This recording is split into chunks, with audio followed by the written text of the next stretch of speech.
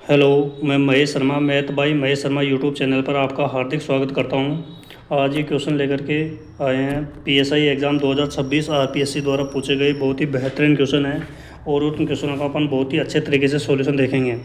पहला क्वेश्चन है, एक संख्या में अगर पाँच सात और आठ से क्रमागत भाग देने पर दो तीन और चार शेषफल प्राप्त होते हैं तो निम्नलिखित में संख्या कौन सी होगी। देखो, ये क्रमागत क्या होता है, यानी कि कोई संख्या होती है, उस संख्या के में अंदर यदि अपन पाँच का भाग देंगे और जो भागफल आएगा ना फिर उसमें सात का भाग देंगे और फिर सात से भाग देने पर जो भागफल आएगा उसमें आठ से भाग देंगे और फिर उनका जो शेषफल होता है वो क्या बच रहा है, दो तीन और चार।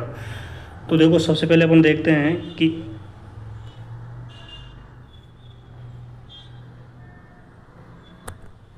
837, 437 में अपन भाग देते हैं। 437 में भाग देने पर पाँच का भाग देते हैं अपन 437 में। देखो, 437 में अगर पाँच का भाग देंगे तो कितना आ जाएगा, आठ पंजे 40, बचे कितने, तीन, 35, सात पंजे 35, बचे कितना, दो, दो शेषफल बच गए ना।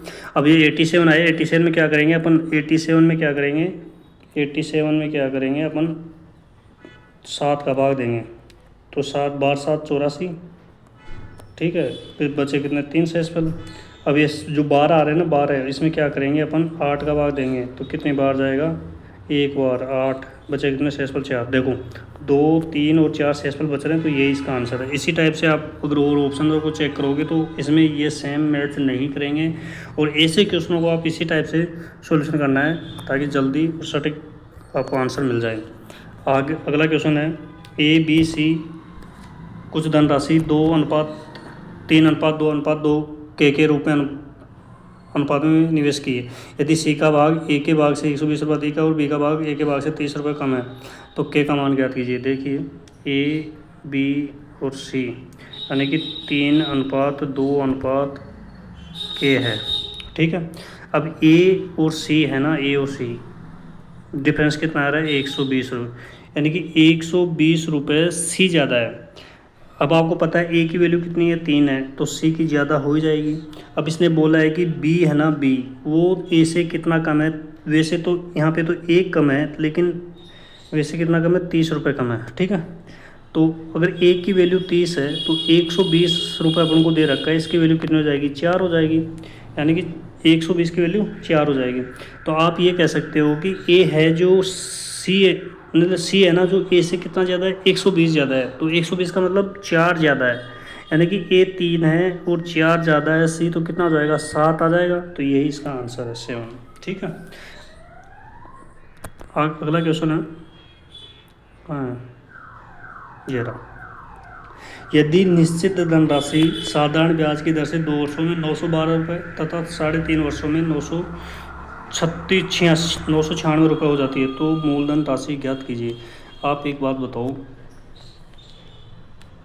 2 वर्ष और 3.5 वर्ष, ठीक है, 2 वर्ष और 3.5 वर्ष, डिफरेंस कितना आ गया, 1.5 वर्ष, 1.5 वर्ष आ गया ना। तो 1.5 वर्ष में कितना ज़्यादा है, 912 में और 996 में कितने का अंतर है, 84 का, ठीक है, 84 का अंतर है, 1.5 वर्षों में 84 का अंतर है। अब आपको पता है अगर 1.5 वर्ष में 84 रुपये प्राप्त होते हैं तो 1 साल का ब्याज निकालना है अपन को।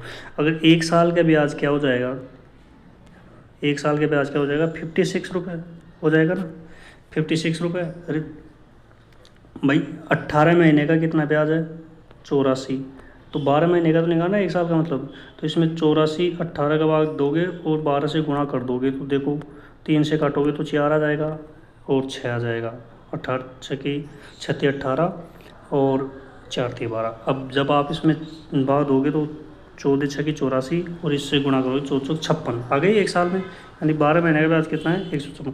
इसने क्या बोला है कि 2 वर्ष में 912 रुपये हो जाती है। अब एक बात हो, 1 साल में 56 रुपये ब्याज मिल रही है तो 2 साल में कितनी हो जाएगी, 112 हो जाएगी ना।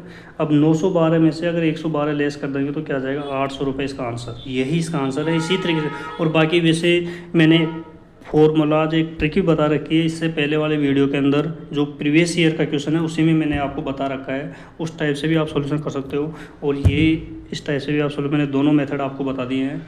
और आप मेरे channel math bye Mahesh Sharma YouTube channel को आप लाइक सब्सक्राइब ज़रूर कीजिएगा, और आपको बहुत अच्छे अच्छे कंटेंट और बहुत अच्छे अच्छे सॉल्यूशन आपको देखने को मिलेंगे। जय हिंद, जय भारत दोस्तों।